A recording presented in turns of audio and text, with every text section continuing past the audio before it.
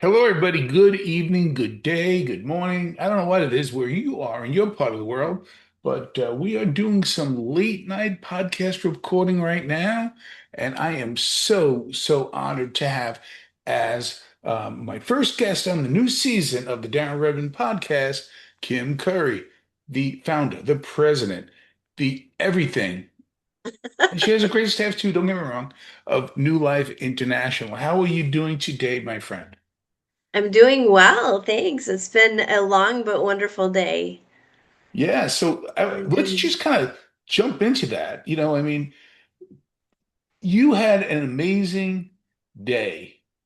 We talk offline. We've talked on the show, on the show I do with my brother, about the fine work you do. But for those who don't know, and then if you could segue right into what today was about, the prevention is protection seminar today. sure. Sure. Well, thank you. Number one, thank you for having me on your show. I love chatting with you.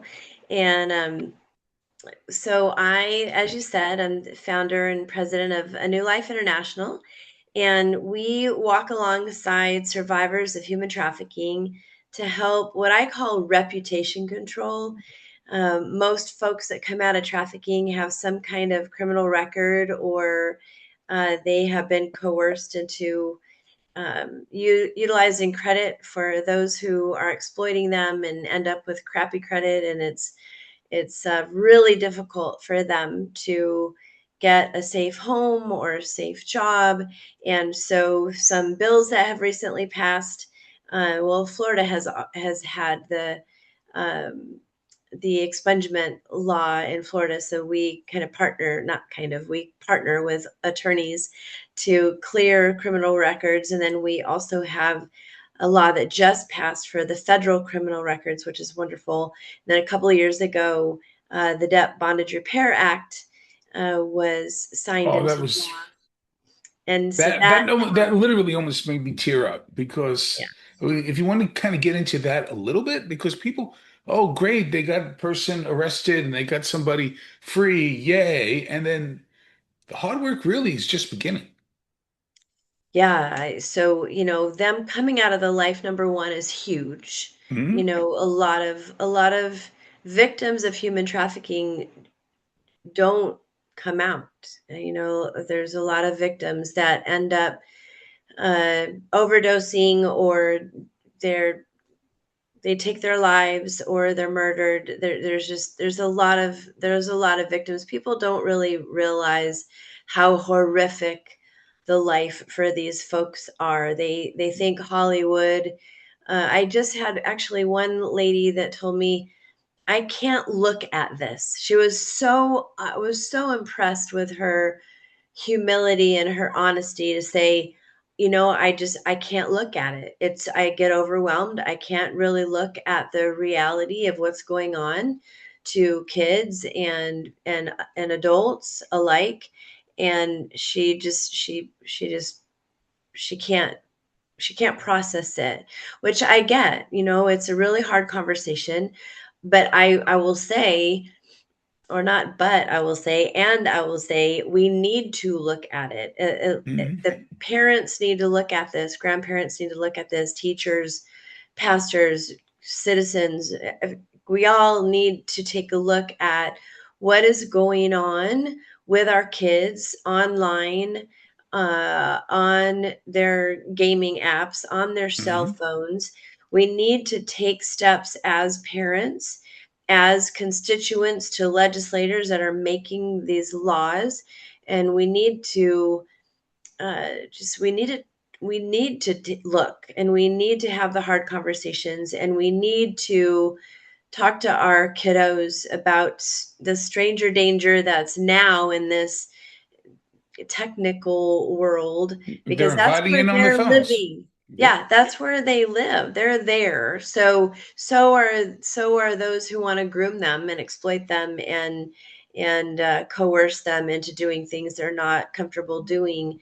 And then, if they do end up in that world, there's so much. But like you said, the Debt Bondage Repair Act and the other legislations that have come out those are things that help fix after the fact, Mhm. so that's wonderful because we want to walk with survivors and help them reclaim their lives and get safe housing, get safe employment, get credit so that they can do life just like the rest of us, right? So we every single human needs a background check in order to be able to work or get a home or get an apartment. So when you've got a background check that has um, say prostitution or theft Yeah. charges, who's going to hire you? And But so that's been a bone of my attorney, contention as long as we've known each other. yeah. It's like a life sentence. It's horrible. Yeah, it is horrible, and it's wonderful, though, that there are attorneys out there that are working pro bono, so Mhm. survivors of human trafficking do not have to pay the attorneys that are working with them, nor for our services. It's something that we offer pro bono just to help them get back on their feet. And so, I touched on a few things from prevention to walking through solutions afterwards, which we, as you know, touched on this morning for the panel that I was on this That morning. was a beautiful panel, by the way. Thank you. Yeah, You it know, was it was an honor. It was an honor serving. Like these are wonderful. I'll give you the link too. I'll send you the link you can post for your I folks will. to see that because we did record it. They can watch the replay, and it was a lot of information in 1 hour. So just really honored to have been able to be a part of that. And it was like it could have gone 3 hours and felt right. I mean, but yet it didn't feel like it was jammed in. It paced beautifully. Um, I want to talk a little bit. I want to really bring this home because people, um, they have this concept of okay, this, that, or the other thing. But you told a quick story this morning about somebody who was rescued after 8 years. If Yeah. you, would you mind unpacking that for our guests, for our audience? Sure. So, and I'll back up a tiny bit. Please. I had mentioned that we talked about kind of what's the languaging around human trafficking. What's the languaging around having that conversation? Because when you say human trafficking to someone, I'll get the immediate reactions of, oh, that's not here, or Yes, we it have is. we have some folks that in leadership that actually say we don't have that here, and maybe they're envisioning, that folks are being taken, like they picture Hollywood, right? The folks are being taken, thrown into a trunk, and handcuffed and whatever, which does happen. I will Hmm. say that absolutely does happen.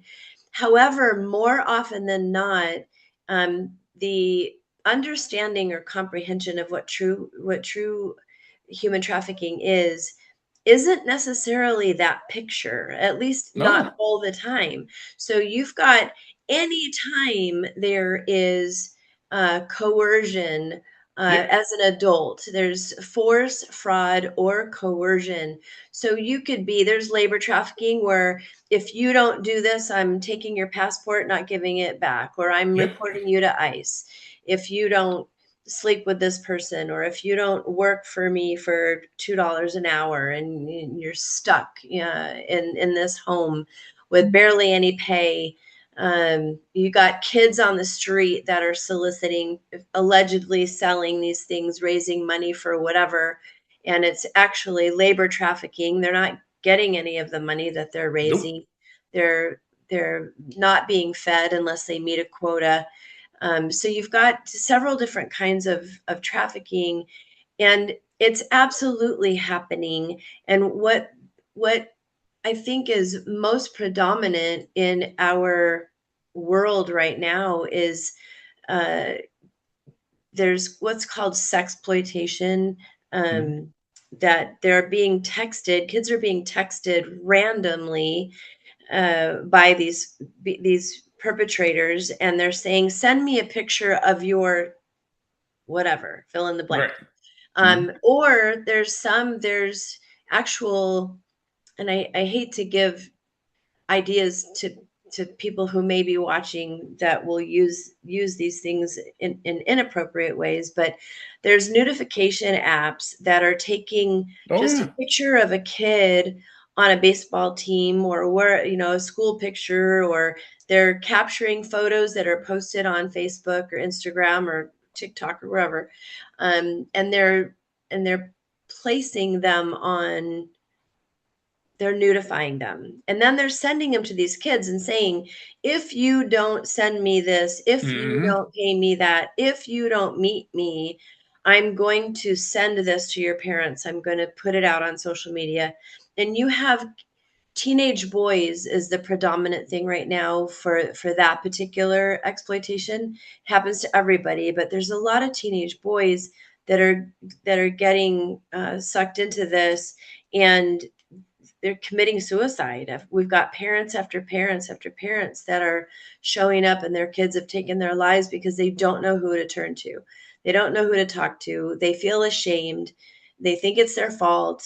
It's embarrassing. The shame. One of the folks on the call this morning had said, the shame is crippling Yep. for these Shame kids, kills. and they don't know what to do with it. Yeah. So it's, parents have to look at this. Our community adults have to look at this because they need to be the safe adults that these kids can go to, and that they can be reassured, that there is hope, there is help. It's not their fault. In give You them know, a way out to report this and to do something and address the fear. These are young kids with young brains. They don't know how to process all of that yet. They are relying and depending on the adult brains to kick in, and then adults are also relying on legislators. If any legislators are listening to this, y'all have to listen to those of us who are feet yep. on the street working with these folks.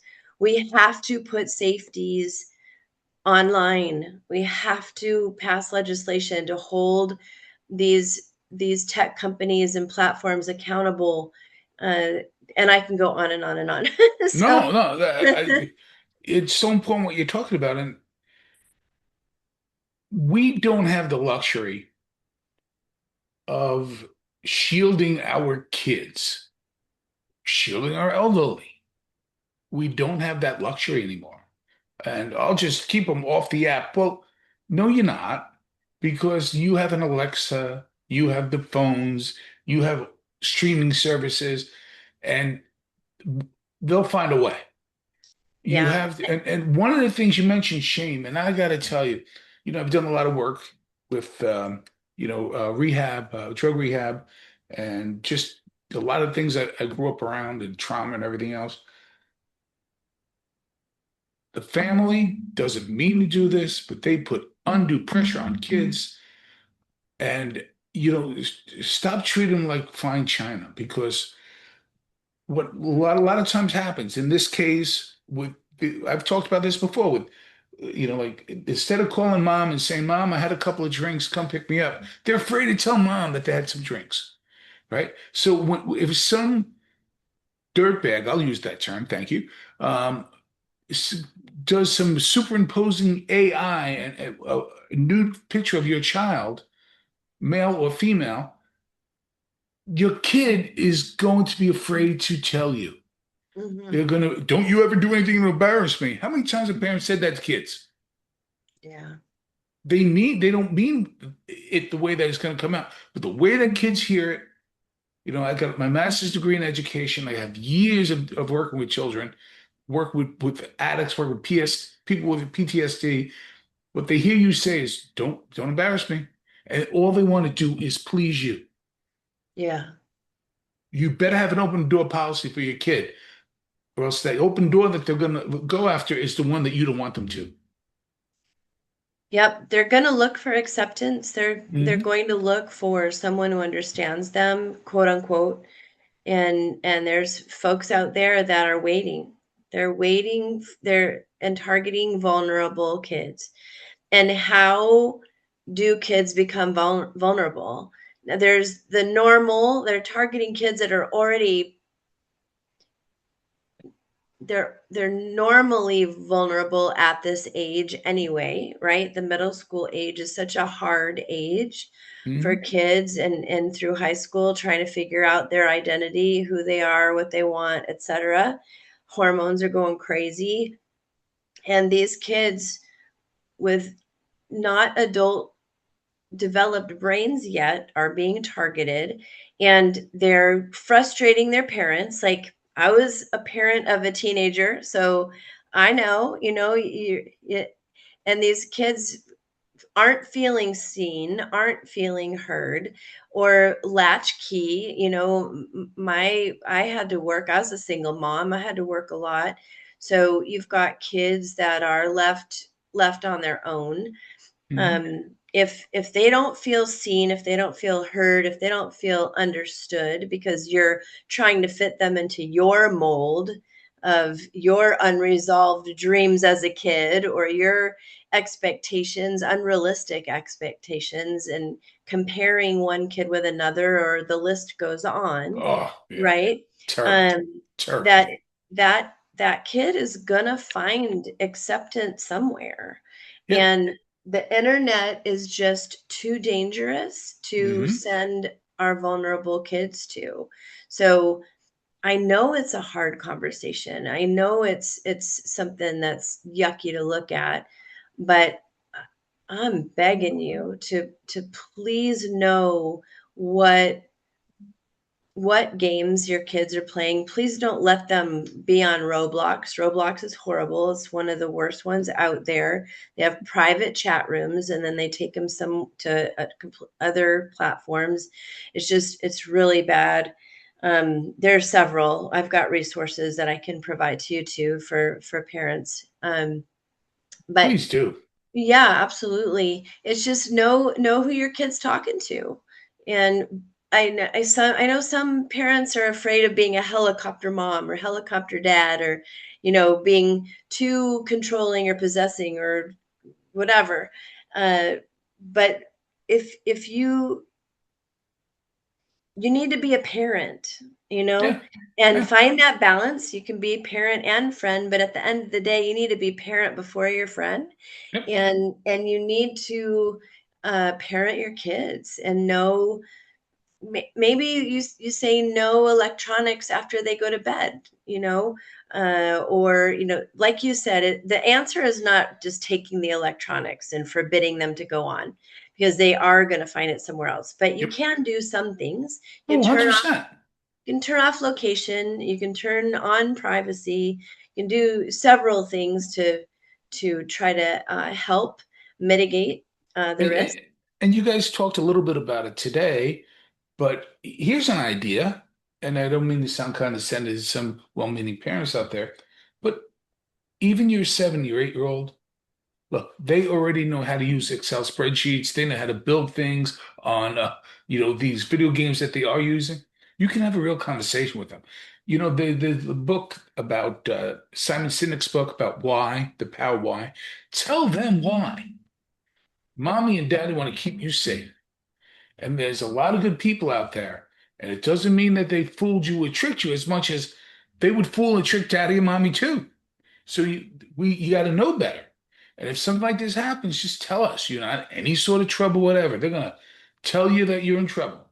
And come up with a way to have that conversation. And Yeah. and between there was you, of course, and Thomas, and I got the names here, Kelly, Sarah. Talk a little bit about that. And Jen Edwards did a great job as the moderator today. I'll let Tell her everybody a know. little bit about what happened. It was Okay. just wonderful. Oh, thank you so much. And I just realized I didn't answer your question about the example that I had given earlier about Yes. the young man that was exploited and recruited. He's recruited over Facebook, and Hmm. then he was taken by someone that he trusted, and I believe it was Wisconsin, to the other side of the continent, and he was missing from here, from the Melbourne area, was missing for 8 years, and then just recently, last year, came back. Contacted. He got away. Contacted his mom, and dad drove out, got him, and brought him back. And so that is an amazing and wonderful success story. But that was a platform, Facebook, somebody on Facebook befriended him. He thought it was a trusted person. Happens a lot. They think it's a somebody their age, a boyfriend, girlfriend, whatever, and it turns out to not be that. So, and then one other thing, uh, when you said the 7, 8, 9 year olds, I have a young a young friend who's 9, because they were targeted once they turn 10, then all of it starts happening. But Yep. now it's happening earlier.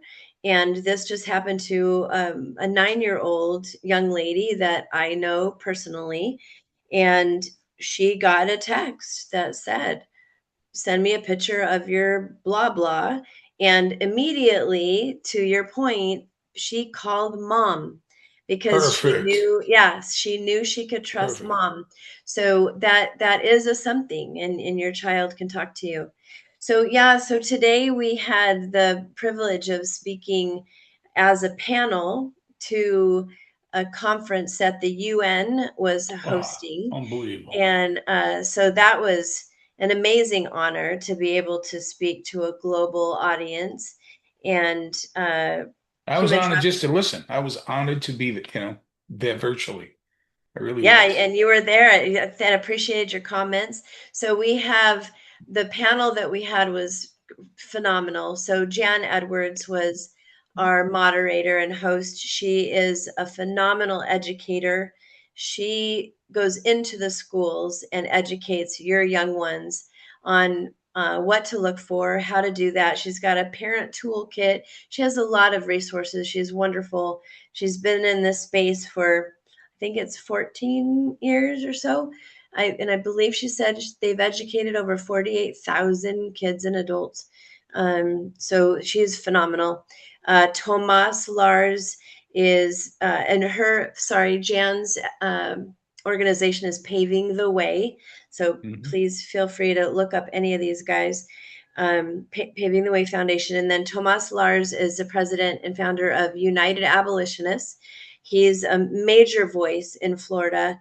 One of the we call him, we're teasing him, one of the grandfathers of this work in Florida, but he's way too young to be a grandfather. So, but he's one of the most respected voices here in Florida. They actually just opened what they call this a soft room at MCO at Orlando International Airport. They have a soft room so that if there are any folks that are suspected of being involved as a victim of human trafficking, that's a safe place for them to go get resources and get help right there in the airport, because there's a lot of trafficking stuff that goes on, you know transportation and stuff. Airports are huge for that, so that's a huge thing, and he does lots of stuff, um, and very involved. We had Sarah Byrne, who is Hmm. one of the attorneys that I work with. She is also one of the attorneys that helped craft the Debt Bondage Repair Act, the DBRA. She is phenomenal. I love her. I was telling Jan, I referred to her as my Sarah because I just adore her, and I love being on panels and presentations with her.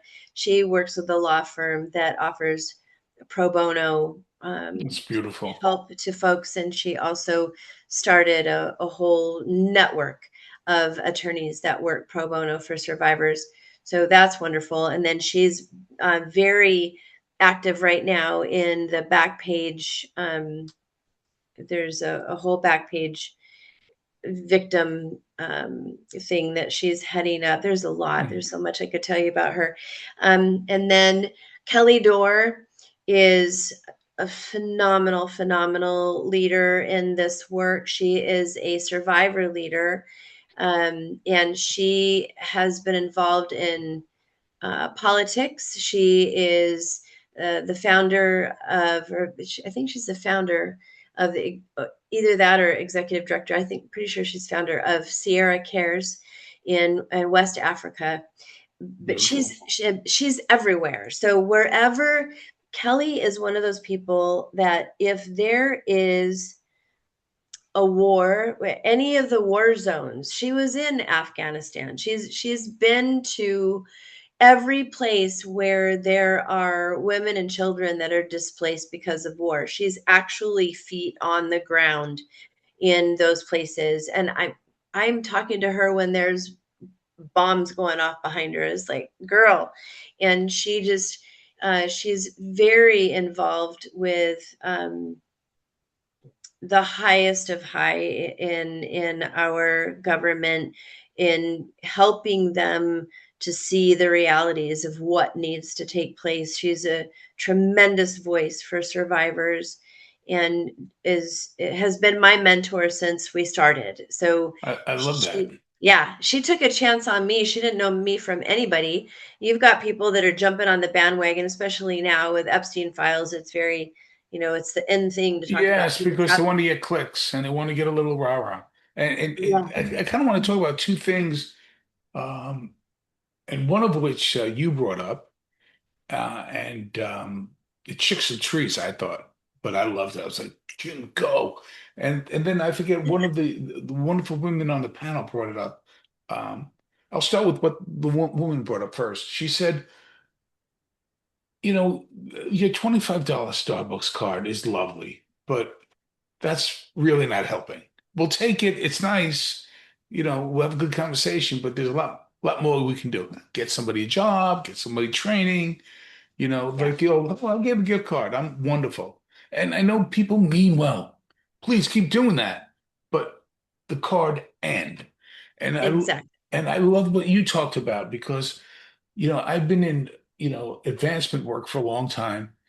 And I ran I was executive director of a nonprofit in California, and they do battle with each other. They don't want to share because they want to get that grant. Yeah, but we don't have any elephants that fly. Doesn't matter. Get that grant. And you're taking that literally from the place that does deal with elephants with wings. You know, it's just a battle, and the whole system needs to start working together. It's ridiculous. And talk It to a little is. bit of that. And I love that you brought it up. It was like the Yeah. elephant in the room. No pun intended. But you brought it up. Yeah, I so that's really something that's so frustrating to me when I got into the nonprofit space and I saw how much competition there is between nonprofits, and it drives me crazy. Yep. And when they hear about a grant that is out there, they're holding their cards close to their chest because, well, Hmm. we need that money, so we're not going to tell you about it because you might apply for it and you'll get it and we won't, kind of a Yep. thing. And it's like, okay, there's so many things at play here, but number one, we don't need to be in competition with each other. I just signed an MOU with another organization because I am a piece of the pie Right. that she is trying to put together, that we all have our things that we can bring to the table and we can help each other. If I had a safe home and somebody else has a safe home, well, I'm going to rejoice with you if you're legitimate. Let me just say Right. that Yeah. Yes. if you get the money because you were awarded it for whatever reason, then phenomenal. That how Yep. many beds do you have that now you can help Yep. those folks? And maybe that money wasn't for me this time, but maybe I'll get it from somewhere else, or maybe Right. I'll get a grant next time. But it's stop competing. It's ridiculous. We do need more resources. Hmm. I we from government, from private donors, and what I also see is, and I love that this was brought up today too, that it just because they have a great website, a shiny, pretty website, and $1 million marketing budget, and maybe a beautiful home with exquisite furniture that you've toured, but there were never any women in there. Yep. Like, there are so many, and Kelly can speak to this hugely because she is boots on the ground, and all of not all several of these organizations that claim to be doing work overseas, who's verifying that any of that work is being done? You Of know, course not. some of Yeah. these international folks and people, because they want to help, Hmm. and they believe they're doing good, they're going to send their $100 or $500 or $1,000, their $5, whatever, to this international company, international organization, because they want to help these victims of human trafficking, but you don't know where that money's going. So my encouragement is, to folks that want to help, vet local organizations. And what I mean by vetting is, don't just look at their paperwork. Check out to see if there's a human trafficking task force or any other people that are working in the space, that you get references, that Yeah. that they're legitimately doing this work. And then for the other organizations that are battling over money, just stop it. It's Oh, just it, like, I totally and agree. and Unfortunately, legislators pass some bills. I have nothing against turtles. I have nothing against dogs. I have nothing against the whales. no, But no. can you please pass some funding? $2 million went to turtles. Okay, can that $2 million? I could do a whole lot. My colleagues could do a whole lot with $2 million to help Yeah. provide for humans, to give them safe homes, safe jobs, and a chance at a second life. And So, and and we both could do the ROI about how much money it actually will save us long term, giving you the $2 million now, and it builds itself exponentially down the road. And then there's also, I just got to say, it's kind of we talked about. I know we're coming too close, and then there's this whole, oh, you better spend it or else you're not going to get it next time. And then they end up buying some brand new chairs for the chairs that they already have to sit in. They mhm. just, let's paint the place again. You talk about that shiny new building that actually they're not housing anybody in. It's a showroom. It's marketing. That's all it is. Whatever. And That's like all you I'll say. said, the $25 gift card or gas card definitely helps, Oh, for yeah. those emergencies when someone's just coming out.